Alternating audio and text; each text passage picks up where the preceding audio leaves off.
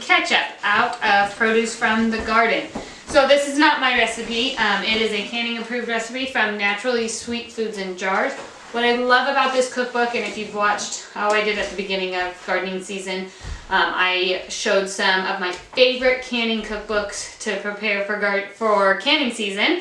And this is one of them because everything in this uses a natural sweetener. So you can make jams, you can make preserves, ketchup, and it's using natural sweeteners and not using sugars that we try and stay away from. So this one is using actually maple syrup.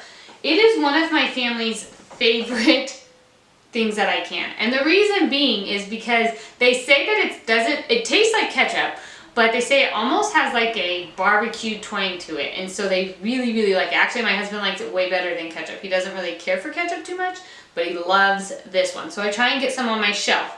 Okay, so what you're gonna need is 8 pounds of tomatoes. So these tomatoes are straight out of my own garden. And then I also have here 1 red bell pepper sliced up or diced up and 1 onion diced up. So everything's gonna go into a pot, and then I am going to chop up all of these tomatoes and add them to it as well. And then I'm gonna cook it down until everything is nice and soft. Okay, so I got all of my tomatoes diced up or chopped up. I've got my onion in here and my red bell pepper, and I am going to just turn it on the stove in my pot here.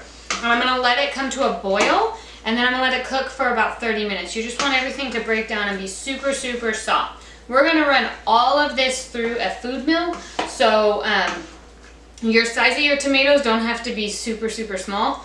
Just chunked up enough. You don't need to add any water to it. The tomatoes are juicy enough, and you're gonna just bring everything to a boil and let it go for about 30 minutes. Okay, so I have my hot tomatoes, onions, and peppers right here. And what I'm gonna do is put them into my food mill. Now, this food mill I got on Amazon, and I'll link it in the description. And basically you put your hot product up here, you crank this like this, and the seeds and the skins and all the discard stuff will come out this way, and your pulp and your juice will come over here. And that's what you want to save. So it's a really simple way to seed and skin your tomatoes. So I use this for my sauces, for anything really. You can use it with apples for applesauce to easily skin them once you've cooked them down. Any of that. Okay. So I have some in here, and I'm just going to turn my mill. And as I do it, if I need to, I will go ahead and push it down the hole with my little, whatever this is called. And my juice and my pulp comes out and down. And you'll see as we go, the skins and the seeds and everything are coming out this way.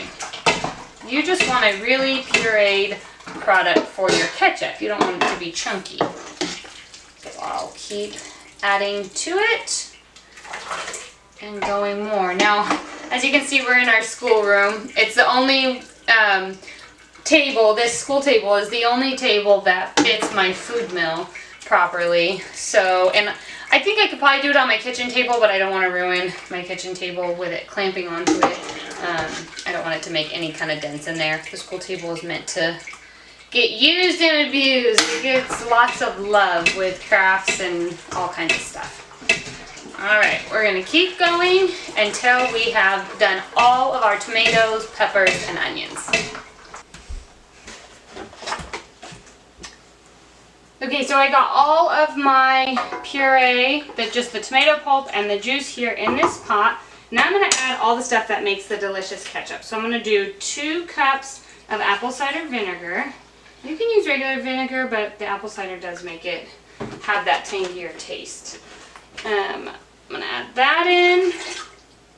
Now normally ketchup from the store calls for sugar, but this one only calls for maple syrup. So if you have a good quality pure maple syrup, that is what you want to use. So I'm going to use a cup of this and add that in.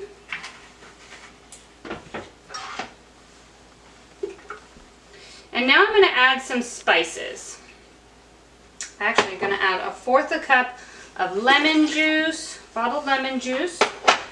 I'm going to do a teaspoon of celery salt, a tablespoon of salt, and 1/4 teaspoon of cayenne pepper.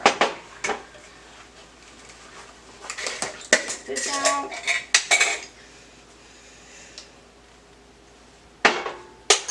And a tablespoon of salt. Now in this little bowl here, I have a teaspoon of allspice, I have a teaspoon of cloves, a teaspoon of mustard seed, and then I just broke up a cinnamon stick in here, and I'm actually, I forgot to grab my bag, going to put it all in this little tea bag here. And I'm going to add that right on into the mixture, the bag, and it's going, while the mixture boils down, it's going to be in there with it, and it's going to get all that flavoring in there.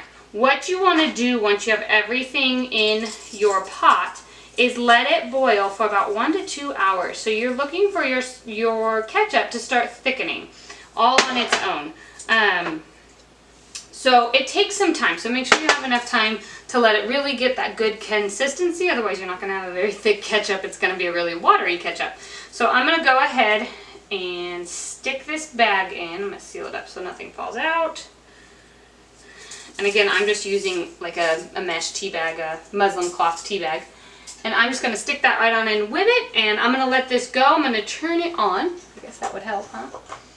I'm going to turn it on to high, let it get to a boil, and it's going to cook down for a couple hours. So we'll see you back here once it starts to thicken, and I'll show you how thick I let it get to.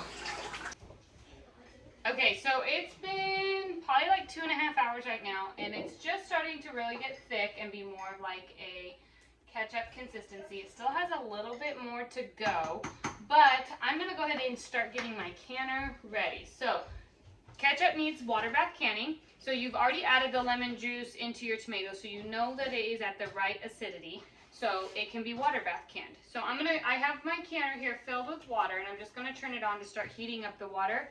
Then I'm gonna go ahead and wash my jars with warm soapy water and put them in my canner to stay nice and warm until I'm ready to fill my jars once my ketchup is ready.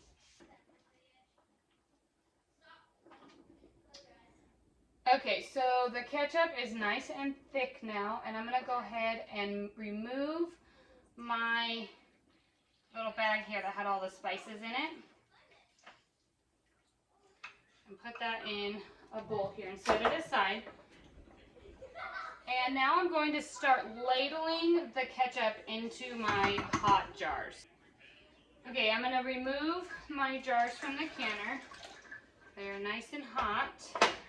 And I have quite a few jars here. I'm not exactly sure how much this is going to fill, but I like to do these half pints. And the reason is because we don't eat a ton of ketchup, and so cracking open one of these jars lasts us quite a long time. So I think if I did them in full pint-sized jars, then that would last us way too long, and I'd be afraid that it would go bad even in the refrigerator. So I do these half pints. I have like a little 99-cent squeeze bottle that I got from Walmart, and we just pour these jars of ketchup, one of them into that, and it fits it perfectly.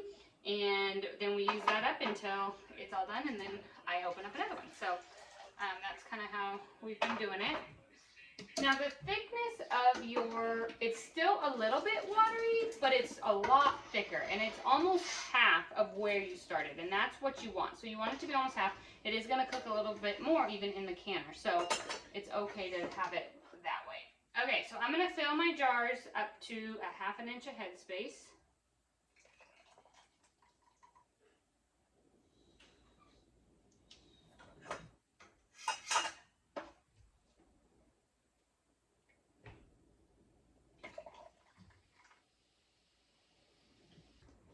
Okay, so I filled them all up to 1/2 inch headspace, and I'm just going to stick my little tool here, you can use the back of a wooden spoon, into each jar and get out any air pockets or any air bubbles in it so that they will get a proper seal.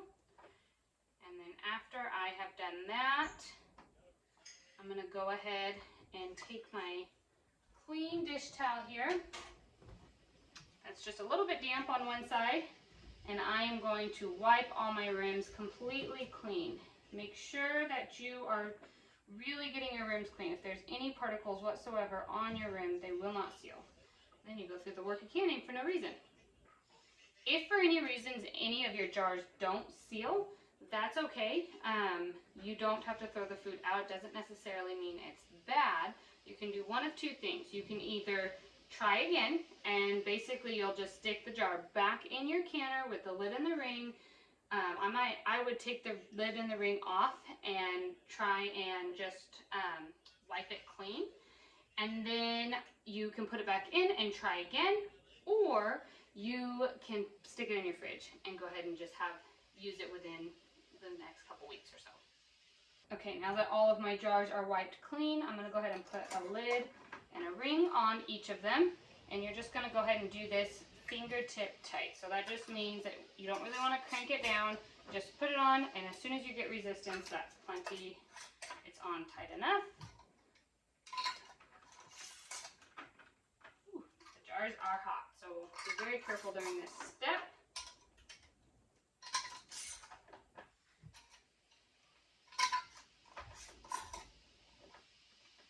And my last lid and ring. Now I'm going to go ahead and put these all into my canner. You want to make sure that your jars are completely submerged. So you want at least 1 inch of water above each jar for the full processing time. So if they aren't, once I get everything in, if there's not enough water in there, I'll add water to my canner to ensure that I have plenty of water in there. Okay, so all of my jars are in the canner. I'm going to go ahead and put the lid on and make sure that it is on high. You want to bring up your water to a rolling boil. Once it's rolling boil, you are going to go ahead and start your timer for 10 minutes, and they will process in this hot water bath for 10 minutes, but you will need to adjust for your altitude. So actually where I'm at here in Missouri, I will do 15 minutes. So 10 is the standard, and then whatever your altitude is where you live, you will add time, whatever you need. And you can find an altitude chart on Google. Just put in a canning altitude chart and it'll tell you what you need to do. So I'm going to go ahead and wait for it to start boiling, and then I will start my timer for 15 minutes. Okay, so the timer has gone off. You're going to go ahead and turn off your stove top and remove your lid. Be careful, it is hot. And just give it a second or two before you remove your jars. I always do this just as a preventative, just so you don't shock your jars. So the whole purpose of all the steps in canning from start to finish is to get a proper seal for one, so that you have shelf-stable food, but then also you don't want to shock your jars in changing the temperature too much. So I always turn it off, take my lid off, wait a couple seconds, and then I'll start to remove my jars. Now here, you have to be super careful. You don't want to clank them onto each other. You also do not want to tip them to get that extra water off, because they are not sealed yet, likely. And so every little movement does matter right now, and you want to make sure that you're handling your jars very, very carefully so that they will seal. If, like I said before, any reason your jar doesn't seal, one of your jars, it doesn't mean your food's bad. You can either try again and put it back into the canner and process it for the full time to see if it will seal, or you can just stick it in your fridge and just use it up when you're ready. Now, as I remove these jars, I am going to leave them sitting here on my counter undisturbed for 12 to 24 hours. You want your jars to completely cool down. I usually just do it overnight. I don't really watch the clock. I just make sure that they always have the full overnight time to sit on my counter undisturbed and rest. That way they cool all the way down and can seal. So tomorrow I will meet back here with you, and we will go with our next step in the canning process. We are overnight, 24 hours later, and I am going to check the seal of all of my jars. So all I'm going to do is just lightly tap on each of the lids here to make sure that the lids are pushed down. If they snap back at you like a Snapples bottle, then they did not properly seal, and that's where you would either try again and reprocess them again, or you can just stick the jar in your fridge and use that one up first. So now what you're going to do is you're going to go ahead and take all of your rings off. And I never store with any of my rings on. And the reason for that is that the rings have no more purpose after your jars are sealed. They're just there to hold your lid in place while it seals. After that, they don't have a purpose. And what can happen is through temperature fluctuations of your home or different humidities and things like that, your jars may or may not come unsealed. That just happens. I've had a couple of jars come unsealed. If my lids were on, then it would hold my lid into, or my rings were on, it would hold my lid into place. And then if my lid for some reason came unsealed and I didn't know about it, my house then could warm up and it could reseal itself back down, but it wouldn't be safe. So having your rings taken off is just a safety precaution, that if your lids were to come unsealed, you would definitely know right away that they were not sealed. They have no chance of resealing themselves afterwards. Once you have taken all of your rings off, you're just going to go ahead and wipe your jars very, very clean. If anything oozed out or anything like that and you need to run it under warm water, that's totally fine. You can do that because your lids are stuck on. They are completely sealed. Now you're just going to label them with the contents and the year. You may think, I'll remember what's in them, but you won't. So I always put the year and what's inside the jar, and then they're ready for your shelf. So I hope you enjoyed this ketchup recipe as much as we do, and we will see you next time. Take care.